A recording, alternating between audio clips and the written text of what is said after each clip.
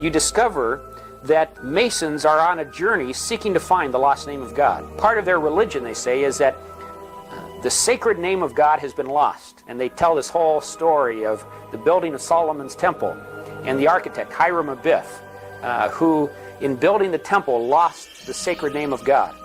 And so they say that Masons are on this search to recover the lost name of God. And finally, when you get to the Royal Arch degree, the Mason is finally told what the secret name of God is that only Masons can know. And they pride themselves that they alone are the custodians of the secret name of God. And that name can only be whispered among Masons by 3 Masons, each saying a syllable. The name is Jobulon. It is a combination of 3 words, Jehovah, Baal, and Osiris, the Egyptian sun god. Yah, Bel, on. Yah, Bel, on. Yah. And what a Mason is worshiping in the Masonic Lodge is a 3-headed god made up of Jehovah, Baal, and Osiris, the Egyptian sun god, represented by the phallic symbol, the sexual worship in Egypt. And they have combined this into a 3-headed monster and say that is the Masonic god they worship.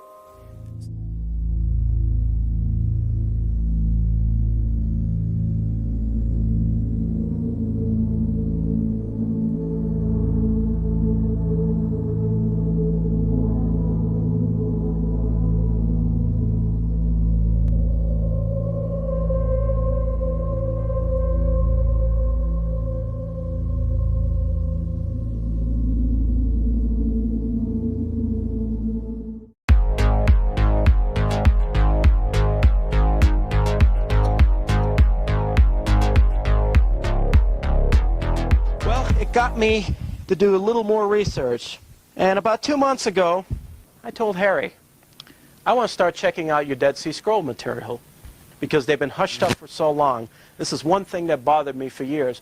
What is this big hush-up deal over the Dead Sea Scroll? Is there some key information there that we're not supposed to know? If you look at a Biblical Archaeology magazine, that are the top Dead Sea Scroll scholars are hardcore Catholic priests from the Vatican and hardcore Jewish Orthodox Jews. Another thing bothered me. I know this Semitic scholar who lives in Beverly, Massachusetts, known as Dr. Cyrus H. Gordon. He is one of the foremost Semitic linguists in the world, if not the. He was hired by the Syrian government early in the 70s to translate some cuneiform texts found in the city of Ebla because he was so proficient in Semitic and the language was Semitic. Anything that was found ancient and Semitic, Dr. Cyrus Gordon was there to write about it because he was the best. But what bothered me was why didn't he ever work on the Dead Sea Scrolls? What was the deal? This guy is the best, and he's not working on the Dead Sea Scrolls. When I was a kid in school, I always asked the most absurd questions to the teachers that they would throw me out of class. Just say, give him an A, get him out of here. But these are the kind of questions I asked. Then I said, okay, Harry, I want to look at your Dead Sea Scroll material because some of the earlier books had this nice printed Hebrew block script on it. And with the translation, I said, that's not good enough. I want to see Dead Sea Scroll fragments. He had them. He dug them up and he had them. Well, there's one funny thing I noticed. All these Dead Sea Scroll scholars, these religious scholars, are saying that they date anywhere from 200 to 300 BC to maybe 100 AD to the time of Christ. Okay, well, I've had plenty of other inscriptions, Semitic inscriptions here, from that time era, all written in cursive Phoenician, which you can all come and look at and explain. Nice cursive Phoenician, like this here, beautifully in the Aramaic script. That's what I expected to see. Well, I have every piece of material on the Dead Sea Scrolls, fragments, and I look at them. I noticed something funny. I said, well, maybe there's just one here, and there's just one there. I look at the script on the Dead Sea Scrolls. The first one I look at was not a Dead Sea Scroll, but they say it was a scroll contemporary to that time called the Damascus Scroll, found in the synagogue in Cairo, Egypt. It had this beautiful block Hebrew script. Well, let's forget that one. I go back and look at the most famous scroll that everybody in every Dead Sea Scroll book calls the Temple Scroll. And I looked at that one and other ones, and it is in cursive block Hebrew script as written in the nation of Israel today. Then I said to myself, I looked at every single one of them, block Hebrew cursive script. I said, well, maybe this is just an interpretation that a scholar made. No, it's the actual scroll that was found. Another peculiarity I noticed was that all the Dead Sea Scrolls found in Qumran were written on vermilion sheepskin. Vermilion. Okay. All I know in ancient times is that they wrote on papyrus. But I said to myself, okay, they found these scrolls here. It's in Hebrew block script. I look back. I actually really had to say to myself, okay, I know there's something wrong here. I got to look back to the ancient alphabet. Where did the Hebrew block script come from? Well, it started around the 1st century A.D. The kingdom of Petra, called the kingdom of the Nabateans. They had monuments, and they had a script that was not Hebrew block script, but it was a type of block script which Hebrew derived from 1st century A.D. Then in 2nd and 3rd century A.D., they had the script of Palmyra, which was in Syria, and from that derived the Syriac script. I could see a pattern.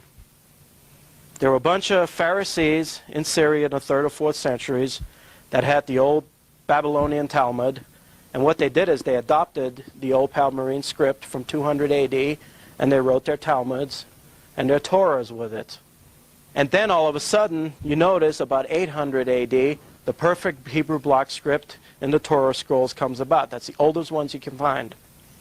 But I said to myself, if these Dead Sea Scrolls stem from 200 B.C. to 100 A.D., why are they written in Hebrew block script? There's something wrong here. And why are they written on vermilion sheepskin? I did a little research on vermilion sheepskin.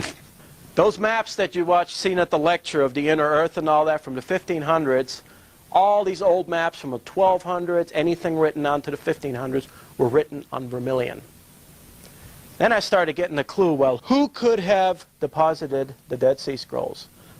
And the famous one was the Temple Scroll, talking about the gold of the temple, the treasure of the temple, and all that.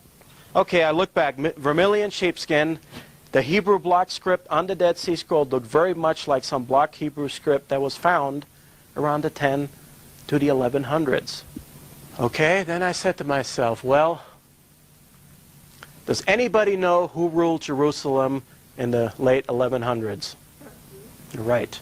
The Crusaders, the Knights Templars, Godfrey from Bouillon, Jerusalem, 1100 A.D.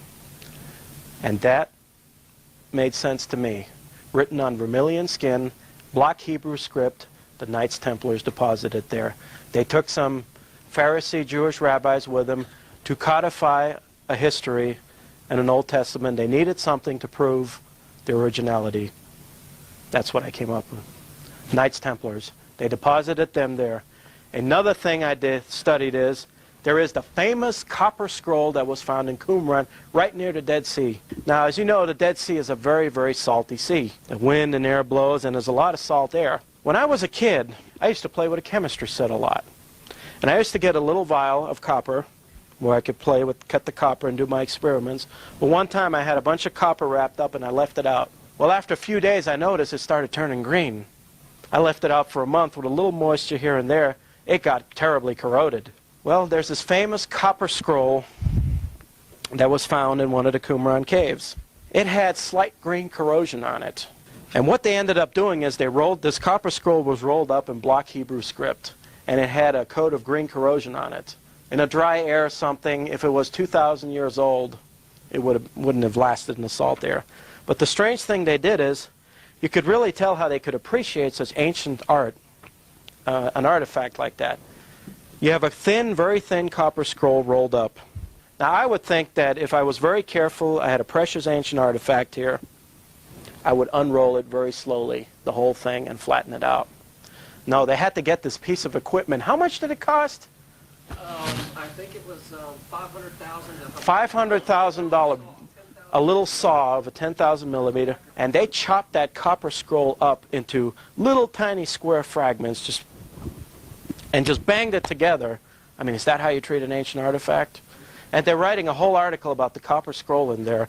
how bragging about how they chopped this thing up into little pieces and soldered it back together with solder. And I'm like, you know, they found these beautiful Etruscan gold foils in Pergi, and I mean, they went through a lot of trouble to uncover them. I mean, those were like from 500 BC, but the copper scroll here, chop it up, we'll solder it back together, and we'll write something about it. That's the way you treat something. And the funny thing is the corrosion in the copper was very minimal.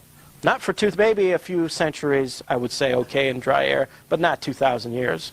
So I put together that who could have done this and what effect does it have on everybody today? Well, let's say the Knight Templars retook Jerusalem. At that time, they didn't know about the Phoenician alphabet. So they decided, this is my theory, what happened, when Godfrey of Bouillon of the Knights Templars came in, they had to create something to make them look like they're the seed line of God and the seed line of Christ, that they have a right to that land. So what they did is they took a Jewish Talmud scholar, brought him with them, and told him, okay, we have the Old Testament and the Bible as there, but we want to write our own version.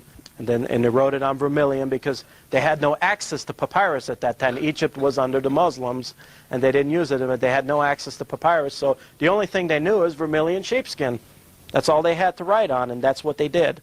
And they deposited in the Qumran caves the great temple scroll, all the old books of the Old Testament, everything, put in there and sealed up.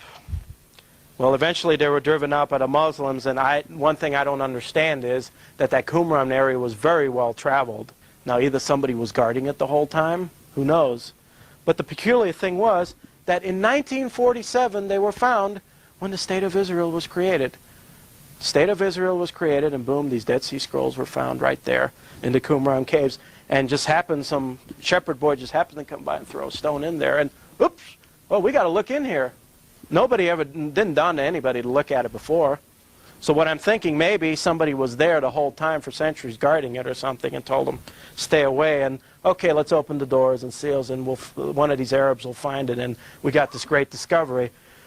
So now this explains to me what the whole hoopla was over the Dead Sea Scrolls. It wasn't the content of the scrolls or the information.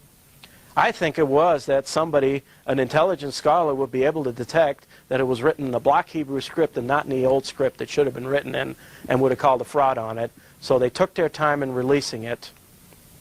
And biblical archaeology by Herschel Shanks thrives on the Dead Sea Scrolls. Another peculiarity with biblical archaeology is all of a sudden you're finding these collections that were found in Israel. You can go anywhere in Jerusalem now and dig. An Israeli archaeological expedition will dig in Jerusalem, and they're guaranteed to find artifacts saying King David on there in English syntax. Recently, they found the tombstone of Caiaphas, written in block Hebrew script. We found the tombstone of Caiaphas, one of the Pharisees that judged Christ. Just popped out of nowhere. Nobody's seen it before, but now I think you can even buy it now. Probably in extra fine condition. You have that piece of paper you showed me earlier today? Okay. Harry found something very peculiar. I'll show it. From the Sadiq Gallery, there was a piece of paper there. It said that you can buy a Hebrew scroll on vermilion from 1100 AD for $49,000. Hebrew block script scroll on vermilion for $49,000. And they tell you, 1100s, that's an actual one from the 1100s on sheepskin for $49,000. So that explained to me it's the same thing as the Dead Sea Scrolls, that they got it somewhere else. There it is. So I'm asking myself, okay, put all this together. The Knights Templars deposit the scrolls there.